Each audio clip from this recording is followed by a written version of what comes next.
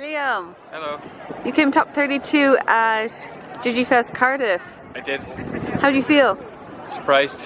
Why? I didn't practice for this format. If it wasn't for the help of Juan giving me tips and Bulbe for practice games against Yellow Hybrid, and some people lending me cards, I don't think I would have done it. So, huge props to them. What were you playing?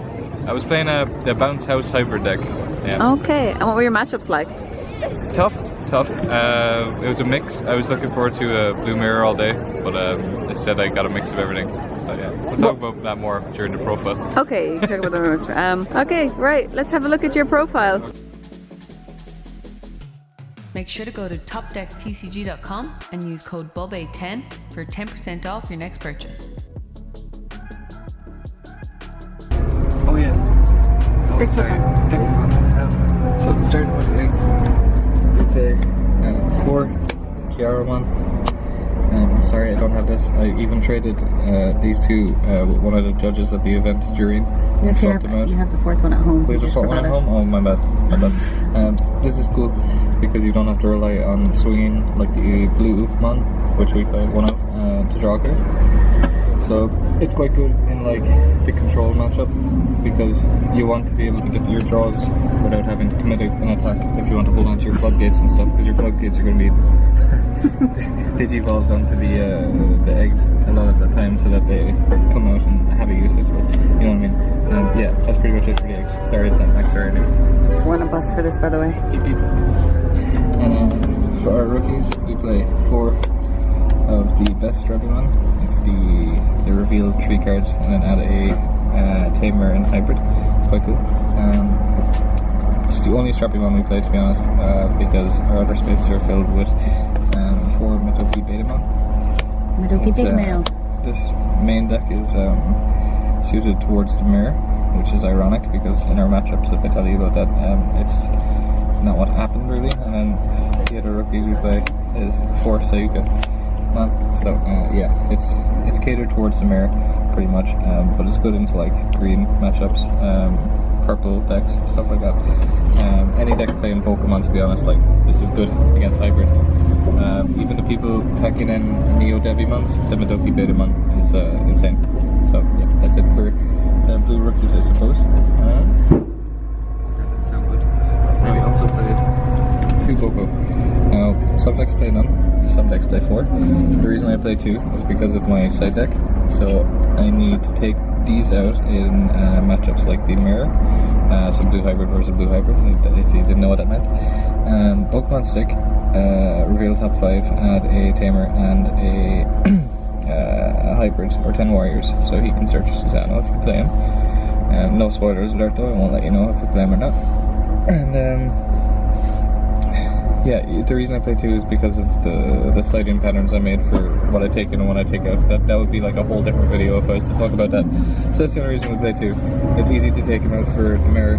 And yeah, onto the hybrids, it's pretty standard. You play the 4 Kumamon. When you evolve in, you get to trash the source.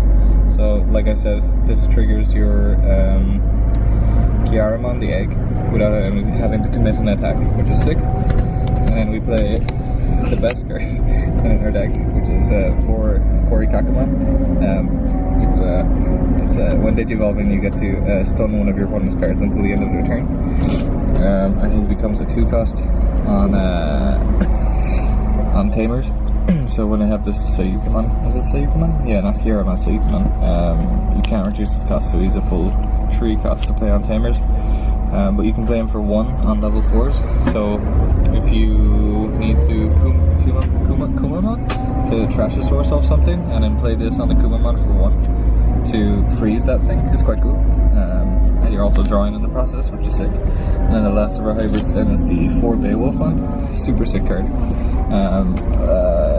Having discussions with people, honestly, this is pretty much your level 6 of the deck. It's like, that's the highest you need to go. It's just absolutely insane. You can play it on top of your hybrids that have a Tamer underneath it for a cost of 1. And then when attacking, you can add a hybrid from underneath it to your hand to return one of your opponent's level 4 lower Digimon back to their own hand. You can do this when they don't have any Digimon, but I found out you cannot do this if they do have a Digimon. Like, what was this scenario? I wanted them to keep their Pokemon on board, so I brought out the Beowulf, and I attempted to attack to return my Korikakumon from underneath my own Beowulf, just to like use the first part of the effect but not want to use the second part of the effect. But you have to commit to the whole thing if they have a Digimon. If they don't have a Digimon, you can use it to add the Korikaku back and nothing happens, but if they do have a Digimon, it has to go through it. So good to keep in mind. And yeah, easy kill shot basically. Azulangmon. If you're unfamiliar with the deck in a format like I am, this card is amazing.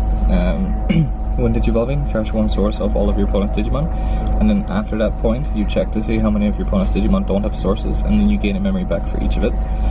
So if your opponent has 5 dudes without sources, he's free basically to Digivolve onto your Beowulfs, and he also gains security attack +1 for all of your opponent's Digimon without sources. So again, if he's free to play, it means he's security attack +5, which is just easy kill shots, you can't complain. And if you're playing him for free, it means you probably can chuck a hybrid on a Tamer to attack for game then after he does most of the swinging.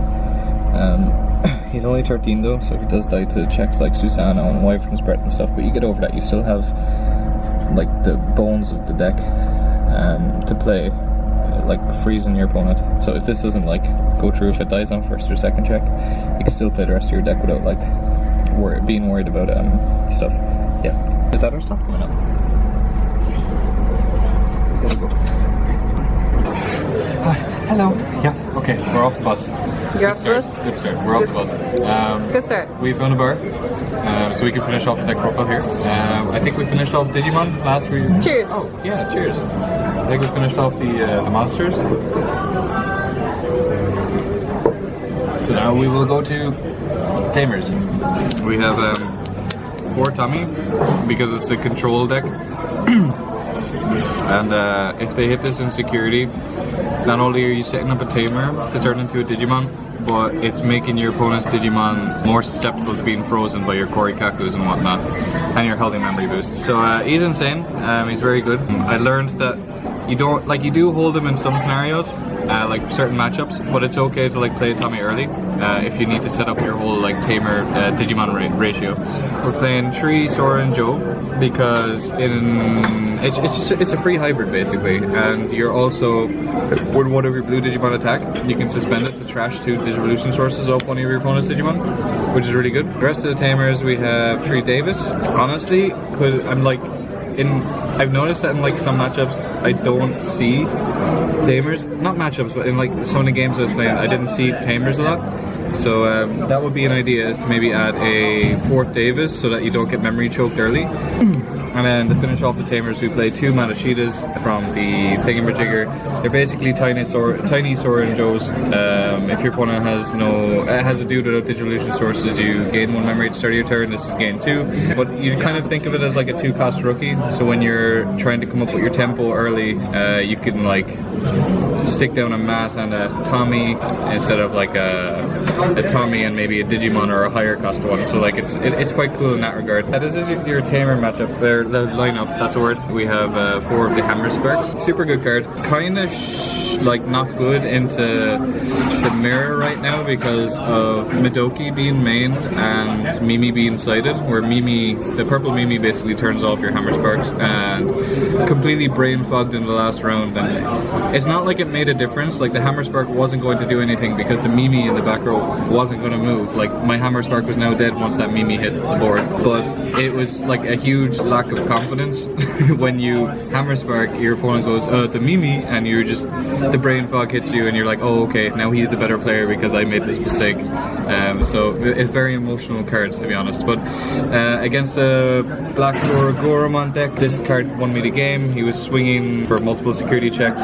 He was trying to get me down to 0 with just the Dorogoro alone because he had the memory boost sitting in the back, but I had a Midoki. So he had to swing with the Dorogoro to get rid of my Midoki, to also get me down to 0 so that he could get rid of his memory boost so he could go hybrid for game. But what happened was the last card was Hammer Spark, and alas, I punched back at him, and very sad. The cards played that game out really. It wasn't anything to do with the player. It was just the cards, and that's why this card is a little unfair.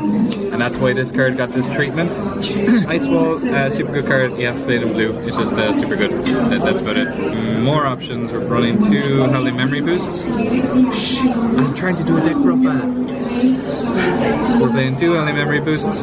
Good for stripping sources, good for freezing your opponent. So you strip 2 sources and then you freeze one of your opponent's Digimon that doesn't have Digivolution sources. So usually the one that you're stripping is what's going to go, but it's quite cool to like set up a whole like freeze on an opponent's board. Supreme Cannon for the blue mirror. It's really good, and that's why I'm playing multiples of it in my side as well. But it's good to see it into most matchups. There's not a lot of matchups where this card is bad, and it's fine being at 1 in your deck if you do go into a matchup where it is bad. So like if you're playing fucking 2 Supreme and you're going to side them out for like the matchup it's bad in, it's going to be more detrimental if there's 2 of them in your hand. And then the Absolute Blast, I got convinced that Absolute Blast is absolutely sick. So trash the bottom Digivolution card of one of your opponent's Digimon. Then if they have a dude without a Digivolution source, you can bottom deck it. So this is insane, like where a Tommy strips a source and then you're only playing for 6 to bottom deck a let's say a Jesmon for example, or a Dorogoru, or even ancient Troymons and stuff. If you basically strip all the sources off the ancient Troy, Absolute Blast does the rest of it. And like in comparison to Kakaida's Spread, which is another removal spell, you're putting, let's say, the Ancient Troy back into their hand, which they're just going to make it again because green is notorious for building multiple stacks very fast. So this is like the cool deck that where your deck is going to be doing what it does anyway with stripping sources, and Absolute Blast is just a better finisher than something like Kakaida's Spread. And if they hit an insecurity, it's really cool. So yeah, that's it for the main deck. I suppose we'll go into the side deck. Yeah. Okay, side deck we have 2 Hexablows. This card's really cool. I was going to be playing the Metal Garurumon from EX1, but this is pretty much the same, but better because it's more, it covers more where, like Rookie Rush for example, you can't get Rookie Rush with this on the board in games 2 and 3. Cherubimon basically, dot deck. You can strip all the sources off the Cherubimon, put your Hexablow on your Beowulf, and their Cherubimon now can't swing at you to try and pop itself. And even if they do pop their Cherubimon with card effects, like the it doesn't matter because even if they do pop the Cherubi, Hexablow is still going to stop those rookies from swinging at you for game, which is sick. More Digimon on the side. I'm playing 2 Susanos, sick card, into yellow, where you get to punch at them and also remove their scary things like Shine Greys, Dynasmon, stuff like that. You're obviously not going to be popping the Seraphimon with the recovery on deletion. You can probably play this at 1 in the side, but I really wanted to see it. Then we have 2 Mimi for the mirror, like I was saying earlier. It's just automatic turn off Hammer Spark. I was running a list with 4 of these in the main. That was silly of me, but it's still such a good card against the mirror and against Jackraid and whatnot, and super good. We play 1 Kendo for the mirror again. It's just, again, super good to get rid of the Sayukamons your opponent has or the Midoki Betas. Basically just resetting their board over and over again with Kendos, and we might as well talk about these at the same time. The Forbidden Tridents. So Kendo when swinging returns to level 3 back, so you get rid of their floodgates. And then Forbidden Trident gives something plus 2k DP, and when attacking returns to level 3. So both of these swing, get rid of 2 floodgates. They just have to come back and put 1 in raising, hard play 1. You're basically putting them at a disadvantage. And to finish off, 1 Supreme Cannon in the main, 1 in the side. Same thing again, return all of your opponent's floodgates to the hand. This is a very anti-blue mirror deck, and you just hope that the freezing aspect of the deck and the kill shot with the Azulangmon is what beats the other matchups. But you have to go really heavy into the anti-blue main, the anti-blue meta, because if the room is full of blue, you'll come out on top. Ironically, I did not play against blue until the last round. Yeah, I suppose we could just talk about the matchups now. I didn't play against blue until the last round. Round 1 I played against Xmas Hybrid, the green-red hybrid deck. He steamrolled me 2-0, but he ended up coming third overall in the event, so I'm quite happy I got my loss to him. We were kind of looking out for each other throughout the whole event, like, you know, tiebreakers, very important. Round 2, I was against a yellow hybrid. I've had the most practice against yellow hybrid. That doesn't mean I've had a lot of practice, but You're welcome. Thanks, Bobby. I've had the most practice against yellow hybrid, so I was quite comfortable against that matchup. Round 3, went against Ellis. Poor Ellis. Me and Ellis were looking for each other throughout the whole event, and we couldn't find each other. We kept passing each other without knowing who we looked like, I suppose. We finally met up before round 3, realised we were both X1, and we were like, oh, you know, it'd be funny if we went against each other. We went against each other. He was playing Digimon. He just got very unlucky, didn't see level 4's game 1, and I rookie rushed him. And yeah, game 2, then he didn't see any rookies, which wasn't great. But the cult stays strong, and Digimon still best deck. Round 4, I went against yellow hybrid again. A slow matchup. Very slow matchup. Just that game in particular, those games were very slow, but we 2-0'd him. It's fine again, yellow hybrid. Round 5, I went against.